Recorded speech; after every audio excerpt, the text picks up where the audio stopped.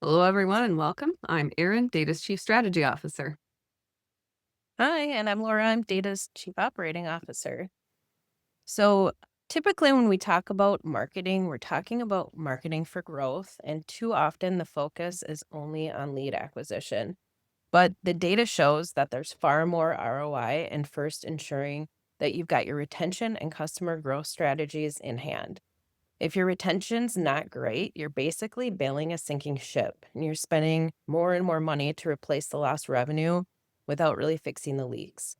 It's also more cost effective to sell more to your existing customers than it is to find brand new customers. So, just like you build a strategy for attracting new customers into your funnel and the sales experience, you've got to have a strategy in place to help turn a new customer into a happy long term customer. And it's not just something that happens without intention. So, Aaron's going to talk us through a model that we use here at Data to help ensure we're thinking about both sides of the customer experience before and after the deal closes. All right. So at Data, we use a six-stage model to break down and talk about customer journeys. The path someone takes from initial target in your ideal customer profile to happy ongoing customer leaving great Google reviews. You're definitely familiar with funnels, and you've probably seen similar concepts to this before, but let's talk it through real quick to get in the right mindset for the rest of this presentation.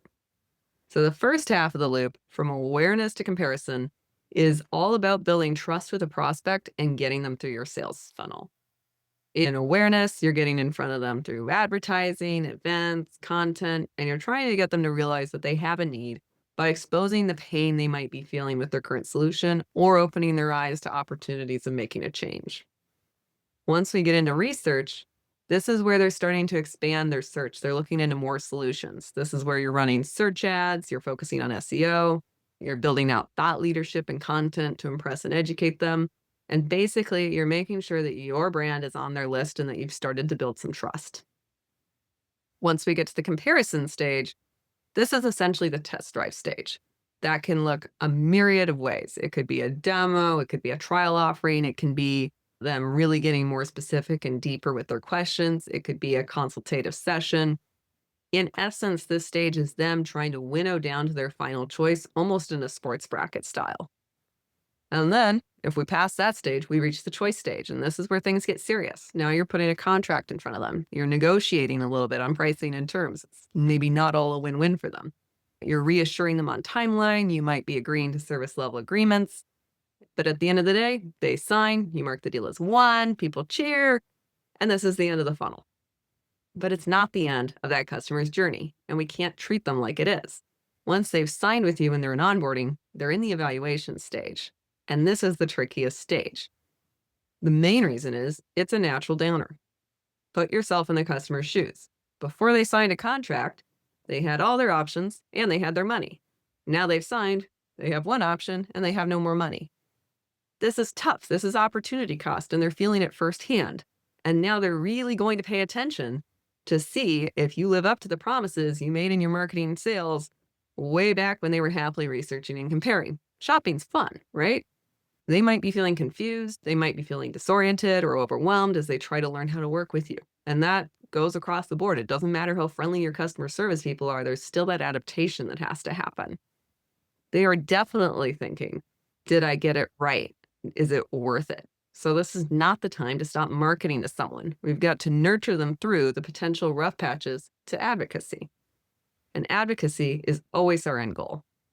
We want our customers to leave positive reviews and recommend us to others. It's where we get sustained growth, and it's where we start to see our investment in marketing pay greater and greater returns. Advocates create new awareness for free. And this is why it's absolutely critical to think about your marketing as a loop, as a closed system. The ads that you run in awareness become the promise that you're living up to in evaluation. The reviews that your advocates and non advocates leave become a really powerful part of the next customer's research. This is a full team effort, too. Your actual product or service is the biggest part of their evaluation with you, followed closely by your customer support. So, providing this great customer experience, it really takes a no silos approach. All right, we've covered the forest. Now let's dive into some trees. All right. So, if you're currently struggling with or you're starting to see attrition, it's critical to get in front of it and identify the root causes quickly. Customers don't leave by accident, and finding the reasons why is key. By properly identifying the churn reasons, the triggers, then you can start to create plans to mitigate. Here are some of the common triggers that you should keep an eye out for. Expectations versus reality. If what's promised doesn't match what's delivered, customers are going to lose trust. If you're running into issues where customers don't understand their scope of service or they're surprised when they bring up a need and don't feel fully supported, this points to potential issues in the sales process where either expectations aren't being discovered or set appropriately. Brand and product experience. The way you communicate and present your brand influences whether your customers feel engaged or ignored. Are you presenting your brand as a hands-on, high-touch model, or are you presenting more of an automated self-service option? It's not a matter of one of these being better than the other, but if you sell one and you deliver the other, it's going to result in confusion and oftentimes disappointment. Competition. So when a customer leaves you, where are they going? That alone can tell you a lot about the underlying reasons. Onboarding and support. A strong start makes all the difference. Remember, you just sold the customer, which means that you paid a lot of attention to them. You were proactive in your communication, you're helpful and prompt. And if that degrades once they sign, it's really noticeable. In addition, if you're selling something complex or that requires them to learn or change behaviors, they're going to need additional support to avoid becoming confused and eventually giving up. Feedback and analytics. If you've got no insight into why customers are leaving, that's the first gap you have to fix. You've got to have visibility into your attention and churn to start to fix anything. So we have an example here on the right where we were working with an organization that was considering merging two of their key offerings. By evaluating their net promoter score with each product's audience, they were able to proactively identify risk in one of the segments. And that risk might be increased in this case by a forced migration. Without doing the survey data in this case, that risk would have been probably a gut feeling, but not something tangible and a threat that needed to be confronted. And then finally, one caveat: brands aren't static, they evolve and grow, and not every customer is going to be a good fit forever. So if your attrition is due to a change in your ideal customer profile, it's critical to identify the cause and be united as a team around what acceptable attrition might look like under the circumstances. I can tell you it's not fun to dig into your own flaws, but by being clear about the problems that you're facing, it allows all of us to identify and prioritize our opportunities. Spoken like ops. All right. Every situation is different, and how you tackle your own retention challenges is going to depend heavily on what kind of organization you are. A manufacturer that's filling $1 million purchase orders is going to have a different customer service structure and level of attention than a B2B SaaS organization selling project management software. And that's going to be different still than a big ticket e commerce company. But the principles underlying this remain the same. It's just a matter of implementing it in a way for that makes sense for you and your customers. So here's the basics of what you want to consider. And you might be doing a lot of these already. So, first off, you've got to be collaborating with customer success. Your marketing strategy needs to cohere with your customer service processes. A good strategy is to really focus heavily on those first 100 days. And I'd recommend Joey Coleman's Never Lose a Customer Again as a great read for more insights into why those first 100 days are so critical. The evidence essentially points to the first 100 days being the foundation of the relationship you have and the determinant of the length of that relationship. This is also the period during which your buyer is potentially experiencing the most remorse and friction, even if you're doing everything right. You also want to personalize customer journeys. You can't treat all customers the same way. They have different needs, even if they're buying the same thing from you. You want to deliver engagement and messaging tailored to their journey and what motivates them, which you should know because you probably went over it in your sales process. So, this could look like on one end of the spectrum, having a team that actually sits down and has a planning meeting on what growth could look like for this customer, how we're going to guide them that way, what roadblocks could be, identifying risks, etc. On the other hand of the spectrum, if you're a more hands off, kind of automated approach, this could look like an onboarding path that's programmatically taking your user preferences into account to customize what features are highlighted. You almost definitely, and I think most of you did have, a customer love program. So let's say you gave the customer exactly what they expected. Everything sales sold them, you delivered. You met every deadline, you met every KPI. Great. Congratulations. That's a C. Retention isn't just about problem solving or about meeting expectations. It's about delighting customers and going above and beyond their expectations. Who here gets annoyed when their internet company sends them special offers for new customers only? Way to show me what I mean to you. If sales treats the prospect well, you've got to treat the customer better. They chose you, they deserve it. So this can look like thoughtful gifts, special discounts, exclusive perks, a points program. As long as it's a good points program, your imagination is really the limit here. But the end goal is to make your customer feel special and important just because they're a customer. And finally, worst case scenario, win back efforts. Sometimes the greener grass still lures the customer away. But the important thing is that gate opens both ways.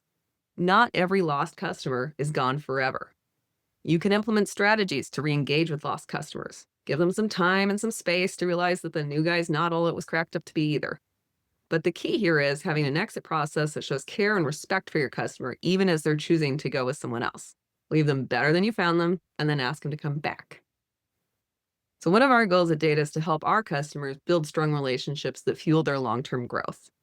On the right, this example is for a customer that was serving both enterprise and SMB audiences. We worked closely with them to map out tactics in the data loop stages with aligned messaging, really focusing on the latter half of the loop to ensure that their customers made it all the way to advocacy and to generate those all important referrals. For them, they really did have to consider those two audiences differently, as onboarding for an SMB is a lot simpler because it involves way fewer players than an enterprise market. But you have to care for both. You can't just engineer for one and ignore the fact that you have a different customer segment sitting there. And then I do want to highlight one example of, I think, kind of best in class customer love. So if you've worked with 4imprint, which hopefully most of you have if you've ever ordered swag, you may have gotten the blue box. The blue box is literally a blue box. It comes semi-frequently, and it's filled with random samples of marketing swag, which I love, maybe you don't love, but it's free. It's fun to get things in the mail that you didn't pay for. As an adult, that doesn't happen that often. And it serves double purpose. It spurs ideas of what you might want to buy in the future. I'll also note 4imprint is one of the few organizations I've seen that still sends out a physical catalog. And we can all send newsletters all day long, but a catalog that comes like lands in old school style where you can circle things and feel like it's Christmas as you do your own marketing, that's a really compelling way to engage with and stay in front of current customers. They also have, great product selection, incredible customer service. They've never disappointed me. But those two strategies for customer engagement, I think, really stick out as stellar, kind of best in class examples that I wanted to highlight. All right. That's all a lot to think about, but here's the basics that you want to make sure you've got covered. All right. So you may already have some of these in place, but I'd consider these components the bare minimum on what you need to drive retention and customer engagement. Develop ongoing education and support. The best brands give their customers a feeling of superiority. They make them feel like they're more knowledgeable and savvy than people who chose the other option. Education's a great way to do this, and it can help you acclimate the customer to your methodologies and processes as well. Reignite customer engagement. You don't want to wait until a customer is disengaged to reach out. It's way more effective to buy flowers for your spouse when they're not mad at you. It doesn't have to be elaborate or involved, but there's hundreds of ideas out there, and you can certainly use ChatGPT to help you brainstorm more. But there's no time like the present to just get it going. Optimize the offboarding process. So, like Aaron said, the gate swings both ways. If a customer decides to leave, make their exit smooth. But also try to create opportunities for them to return, build a relationship for future opportunities, and leave them with the sense that you have their best interests at mind before your own balance sheet. Empower data-driven decisions. Don't guess. Use real benchmarks and KPIs to measure retention, impact, and optimize efforts accordingly. What you measure and how you measure it is going to be unique to your own organization, but it's critical to have something that the team all agrees on as a metric of success. And numbers definitely have a way of improving just by watching carefully. With one of our SaaS clients, we worked with them on positioning and product alignment, and they wanted to move upmarket to a more sophisticated enterprise audience. So we helped them build up content that established them as an industry thought leader and as a growth resource, not a point solution. This is a really good example of marketing content that really served two purposes. Not only does it provide true value to the existing customers, but it increases the value proposition to potential customers as well. And at the end of the day, retention just isn't about keeping customers, it's about driving long-term success by turning them into loyal advocates. And that's the power of the data loop. All right. So at the beginning, we pulled everyone on what you're currently doing to drive retention and engagement. I'd like to prompt you to go ahead and in chat, drop one thing, one idea that you might want to add to or enhance in your current strategy. And we'd also like to open up for questions and comments at this stage, or, examples of other brands you see out there doing great work. The chat is enabled for everyone, so you can click that in the bottom menu bar, and then, of course, the Q&A as well. It's a great place to submit questions. I would like to comment that I'm going to get you a magazine for Christmas, Erin. I think Seth had the term lumpy mail for more 3D mail, and it works. I think it's becoming more and more like, we've seen inboxes explode, we've seen LinkedIn volume explode. The one thing AI chatbots can't do so far is send you fun things in the mail. So I would encourage people to consider that as an engagement thing. It's surprising too. All right, so Janelle says that they will think about implementing a 100-day process.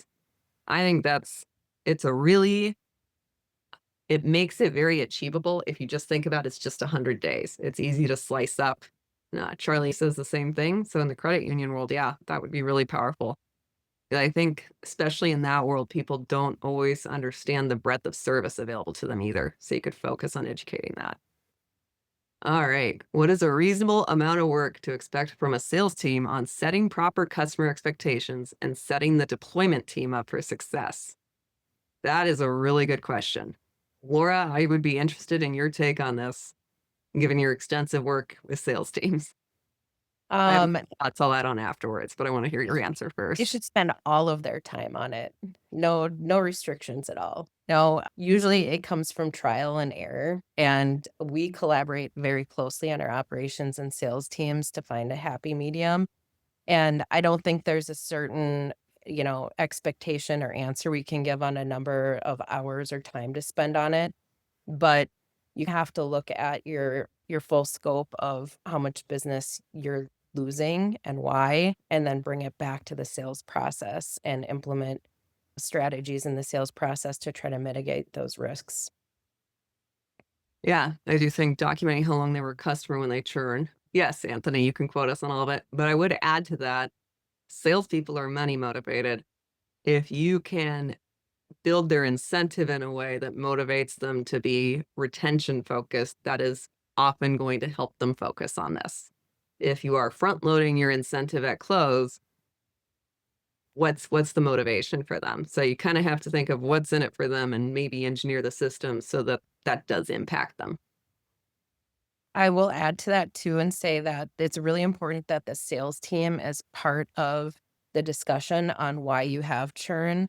It typically happens on your, operations side, and it's hard to talk with everybody about what went wrong, but you need to include everybody in the conversation. Make sure there's not finger pointing and that you're looking at it to learn and improve. Wait. Yeah, great question. Lifelong struggle. We had a question come through in the Q&A from Charlie as well. How often do you recommend marketing to an existing customer? Monthly, quarterly? I don't think there's a rule of thumb here. I think it kind of depends on how critical you are to their life. I happen to know that Charlie's with a credit union, which is pretty, that's very critical to your life. So in that case, I do think that some kind of communication monthly that's sharing financial tips or something other than just the board elections, that's going to be pretty key there. Quarterly, you could do a bigger push with a larger resource or something. But especially in an environment where you need to educate them on more of your offerings than maybe just the one they signed up for, I don't think that monthly is too frequent. And just, I mean, the main thing is don't be annoying about it. Try to always deliver something of value to them. If you can build anything in programmatically to kind of gauge behavior and adjust, that's the ideal world, but not all of us are there with our tech stacks. Awesome. Thanks, Charlie. All right. Anyone have any last questions or comments? Or any other quotes they want to take back to their sales team? We've got Laura on here for 6 more minutes. Wonderful. Well, thank you so much for joining today, everyone. We really appreciate it and your engagement throughout. As always, feel free to reach out to if any other questions come up, but we will be in touch in the next week with the webinar recording as well as the slide presentation. We hope everyone has a really wonderful rest of your week and weekend. Thank you, everyone. Thank you.